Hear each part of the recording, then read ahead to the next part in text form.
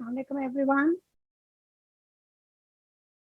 अस्सलाम वालेकुम यशरा, यमैसा, कैसे हो बेटा आप लोग?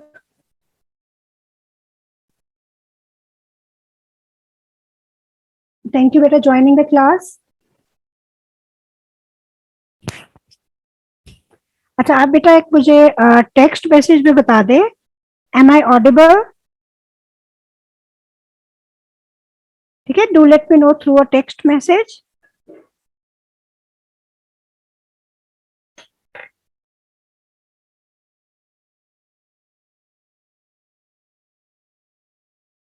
अच्छा चले बेटा अब हम स्टार्ट करते हैं। ठीक है, this is 5090 paper winter 21 variant 21।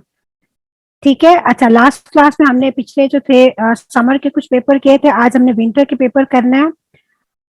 Hope so screen जो है बेटा इट्स विजिबल। ठीक है, स्टूडेंट्स हमें ज्वाइन करेंगे, थोड़ा सा इशू था उसको फिक्स करने में टाइम लग गया। I apologise for starting the class little late. अच्छा चले बेटा, क्वेश्चन नंबर 1 आप देखें। The diagram shows the human lungs and associated structures. ठीक है, अच्छा अब this is related to the respiratory system. Yes, अच्छा 1 जो है बेटा, what is, it's not labelled here. अच्छा यहाँ पर जो है complete the diagram by naming the parts which are shown here. ठीक है, मैं इसको थोड़ा सा जूम करती हूँ ताकि ये पार्ट्स जो हैं दे शुड बी विजिबल। चलें अब आप बेटा अगर आंसर करना चाहते हैं तो आप बताएं व्हाट इज दिस पार्ट। मैं इसको हाईलाइट कर देती हूँ, yellow, this one which I have highlighted, what is this part.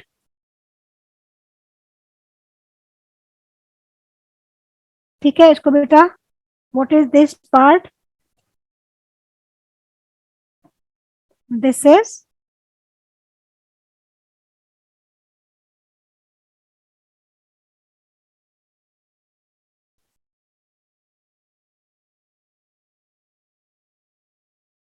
This is बेटा आप इसको लेरेंक्स पे लिख सकते हैं, दिस इज लेरेंक्स।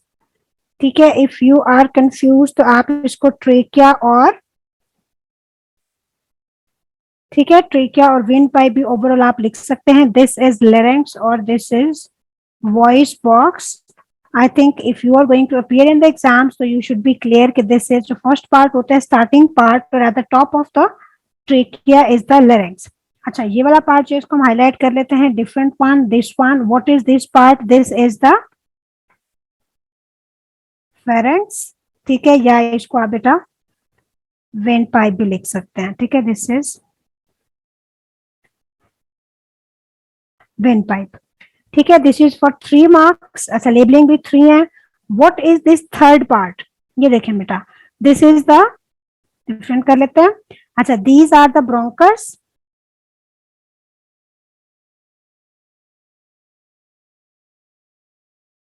अच्छा ये जो है बेटा these are bronchus.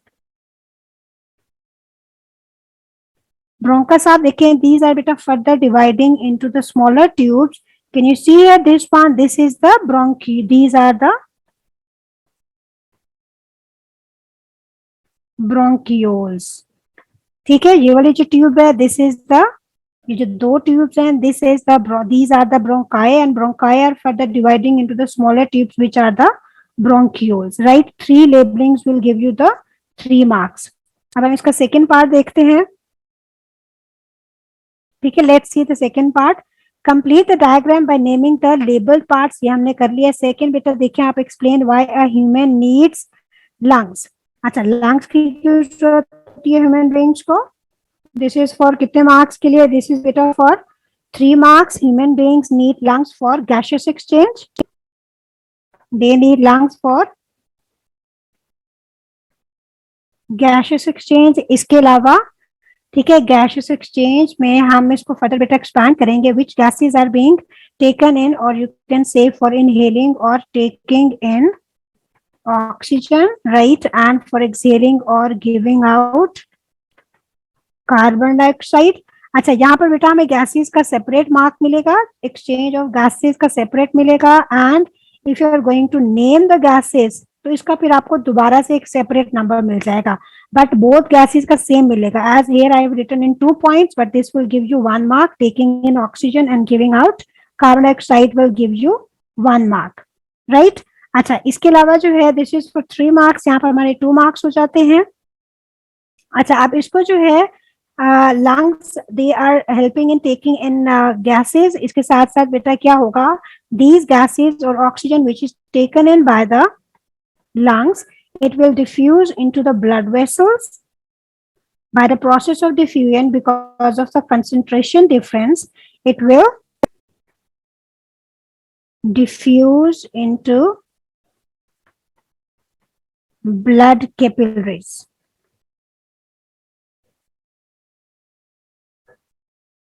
It will diffuse into blood capillaries, right? And this will help in, this oxygen will help in respiration, right? And in respiration, what will happen? Energy will be produced, which will be in the form of ATP, right? Which will be in the form of ATP.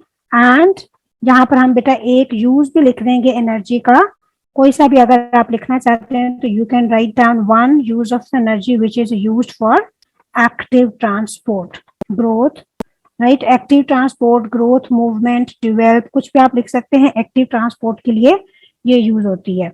अच्छा, अब यहाँ पर lungs से हम इसको further एक और point पे लिख सकते हैं. अच्छा, gaseous exchange takes place through the lungs, taking in of oxygen and giving out of carbon dioxide. These are the processes which are taking through the lungs.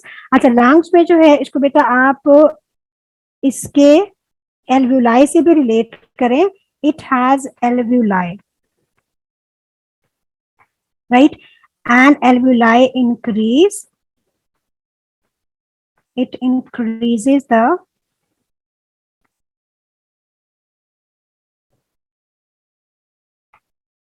surface area to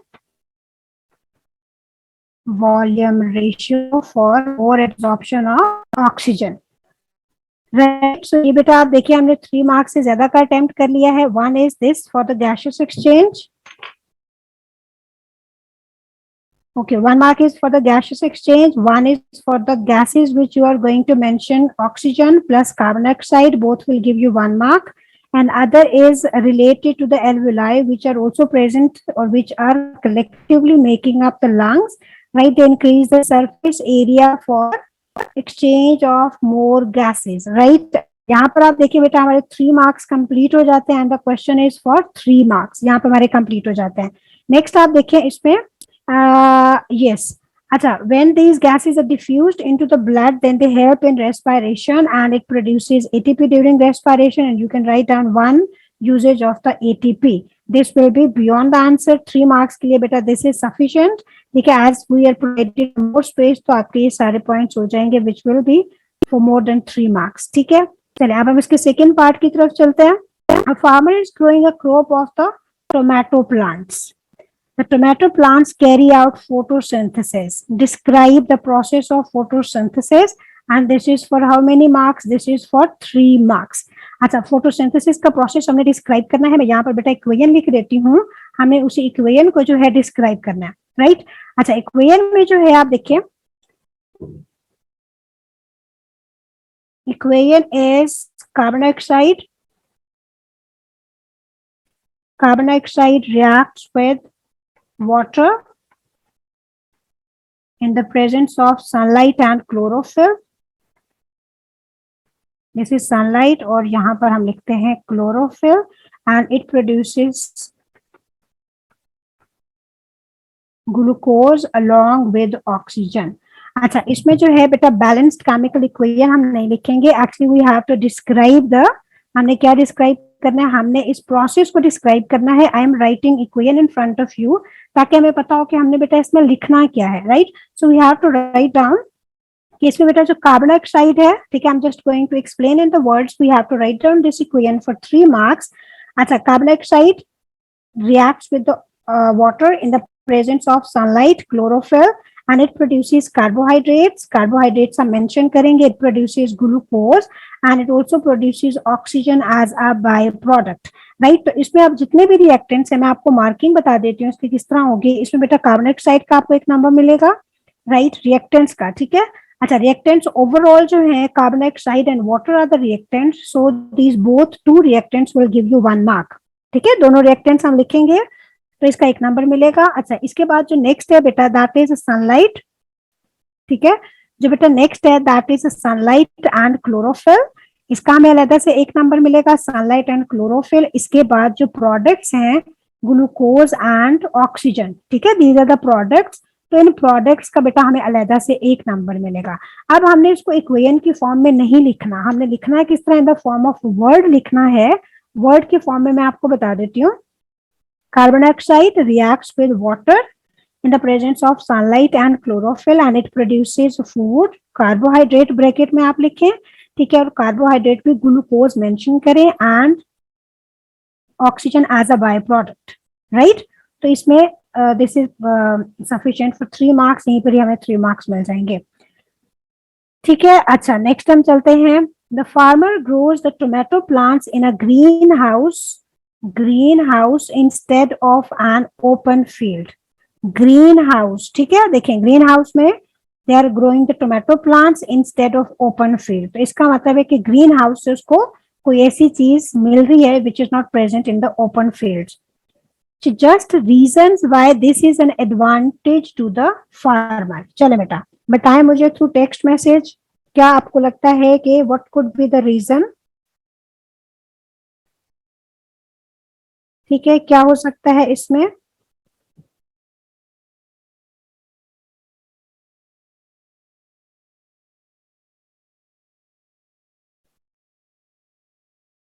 green house में बेटा इसमें क्या होगा, जब green house gas होती है, green house में some of the gases are trapped, ठीक है, इसमें कार्बन डाइऑक्साइड होती है। मैं आपको बता देती हूँ some of the gases are trapped. अच्छा, कुछ गैसेस ट्रैप होती हैं जैसे कार्बन डाइऑक्साइड है। उसके अलावा ग्रीन हाउस का जो बेटा टेम्परेचर होता है, temperature is also very high, ठीक है। अच्छा, अब टोमेटो प्लांट्स जो हैं they are being grown into the green house instead of open field. तो ग्रीन हाउस में ग्रो करने का इनको फायदा क्या होगा, इनको बेटा ये फायदा होगा, they are being provided with the carbon dioxide, ठीक है। और जब कार्बन डाइऑक्साइड ज्यादा होगी, मोर कार्बन डाइऑक्साइड, तो इससे क्या होगा, मोर फोटोसिंथेसिस होगी। More carbon dioxide means more photosynthesis, ठीक है, दिस इज फोटोसिंथेसिस। अच्छा, मोर फोटोसिंथेसिस होगी, मोर फोटोसिंथेसिस से क्या होगा, मोर ग्लूकोज इज बीइंग प्रोड्यूस्ड, ठीक है। अच्छा, अब ज्यादा ग्लूकोज से क्या होगा, मोर प्रोटीन्स अमाइनो एसिड्स। अगर इसको एक्सपैंड करें तो इन डायरेक्टली हम लिख देते हैं मोर ग्रोथ या मोर यील्ड ऑफ द प्लांट्स, एक तो ये रीजन है।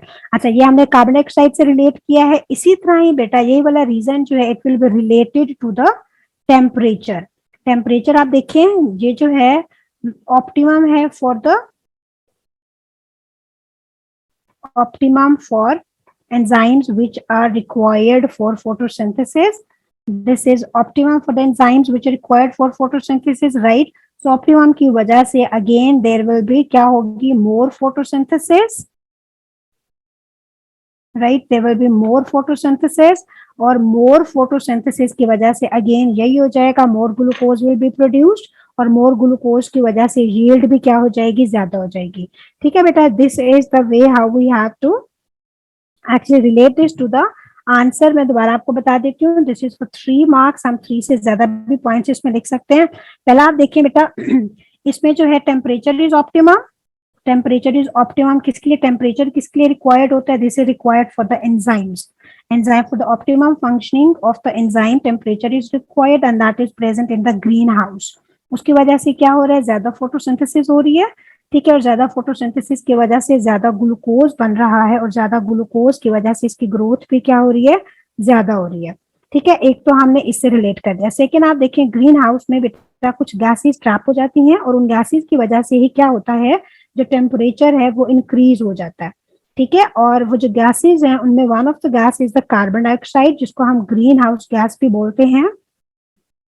ठीक है, तो कार्बन डाइऑक्साइड के प्रेजेंस में क्या होगा, there will be more rate of photosynthesis, और मोर रेट ऑफ फोटोसिंथेसिस की वजह से more glucose will be produced, right, और फिर उसकी वजह से ग्रोथ और यील्ड भी ज्यादा होगी। इस तरह हम रिलेट कर देंगे। दिस इज फॉर 3 मार्क्स और हमने 3 से ज्यादा का अटेम्प्ट कर लिया, राइट। अच्छा, अब हम इसका नेक्स्ट पार्ट देखते हैं।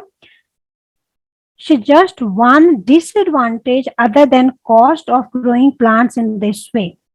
ठीक है, एक तो ये कॉस्टली पड़ जाता है, और दूसरा हम देखते हैं कि इसका बेटा डिसएडवांटेज क्या है।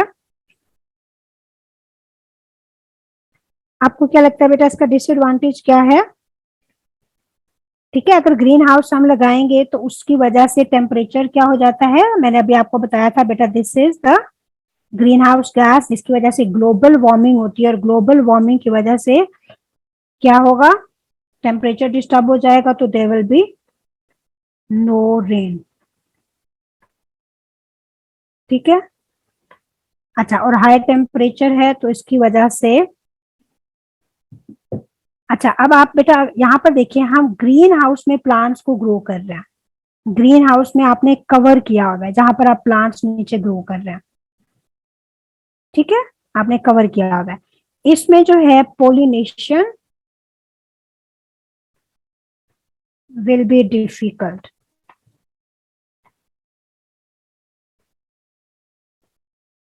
क्योंकि आपने इसको कवर किया हुआ है ना इनटू द ग्रीन हाउस। सो जो पोलिनेशन है बेटा, दैट विल बी डिफिकल्ट, ये भी होगा। और ग्रीन हाउस में जो टेम्परेचर इंक्रीज हो रहा है, that will affect your atmosphere, और उसमें जो है रेन भी कम होगी, या रेन जो है ज्यादा भी हो सकती है, which can lead to floods. ठीक है, उस साइड पर हम नहीं जाते, ये पॉलिनेशन जो है that is the best, and this way pollination जो है वो बेटा अफेक्ट होती है।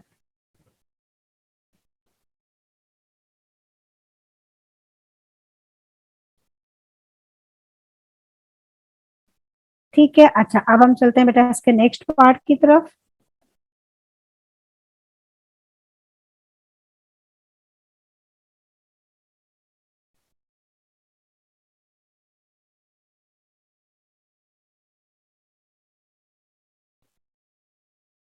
ठीक है, अच्छा आप बेटा इसका नेक्स्ट पार्ट देखते हैं।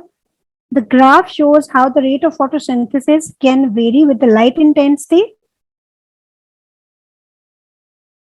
when all other environmental conditions are kept constant. This shows photosynthesis, ठीक है, and effect of light intensity on the rate of photosynthesis. चले अब हम देखते हैं rate of photosynthesis that is taken on the Y axis, और हमारे पास x axis के ऊपर जो इंडिपेंडेंट वेरिएबल होता है light intensity is taken on the x axis. अच्छा, पी आप देखें एक पॉइंट है, और बेटा एक पॉइंट जो है क्यू है। कैन यू सी, यहाँ पर हमें 2 पॉइंट्स नजर आ रहे हैं, एक जो है पी है और सेकेंड आप देखें क्यू है। These are the 2 points. Q के ऊपर आप देखिए बेटा, लाइट इंटेंसिटी जो है, इट जो रेट ऑफ फोटोसिंथेसिस है at Q, it is constant. देखें स्ट्रेट लाइन जा रही है, दिस इज कांस्टेंट, और पी पर हम देखते हैं this is being increased. Now let's see what is the examiner asking.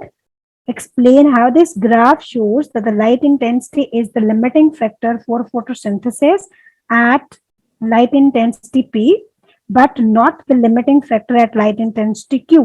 ठीक है, it's very easy.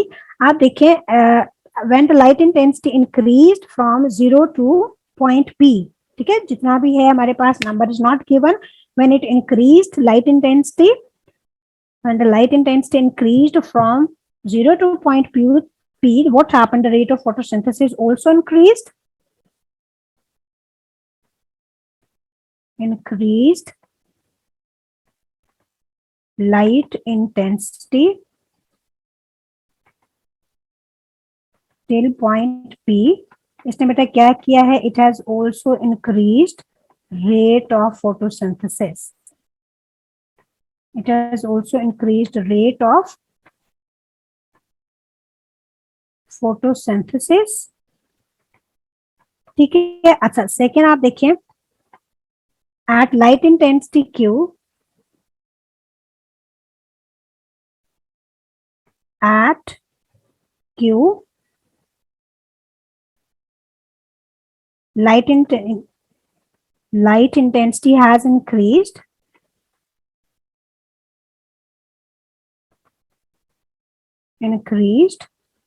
right? But rate of photosynthesis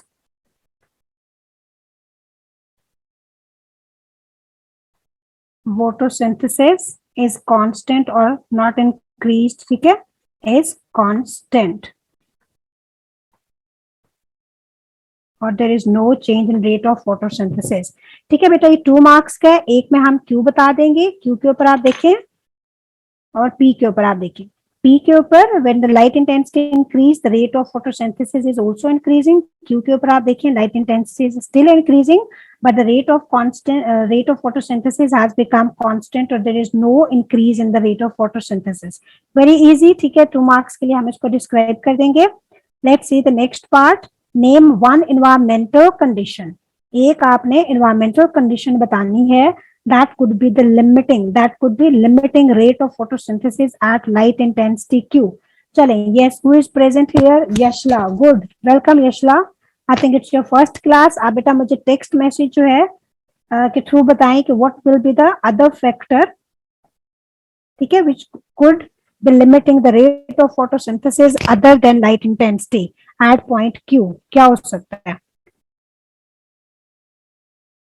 कौन सा बेटा फैक्टर हो सकता है?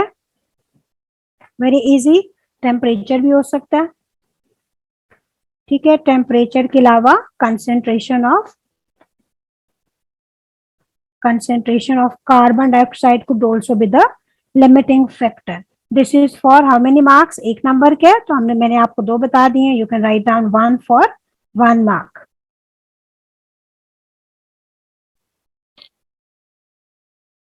ठीक है, चलो बेटा.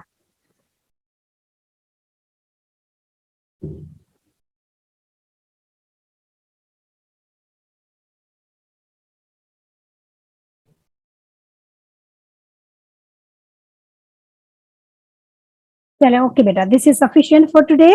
ठीक है, नेक्स्ट क्लास में इसके जो रिमेनिंग क्वेश्चंस है वो हम करेंगे. I am going to sign out now. कोई प्रॉब्लम है, कुछ आपने पूछना हो तो बेटा आप चैट बॉक्स में पूछ सकते हैं, ठीक है, डायरेक्टली भी आप मुझसे पूछ सकते हैं. चलें, if you have no problem then I am going to sign out. Take care बेटा, अल्लाह हाफिज.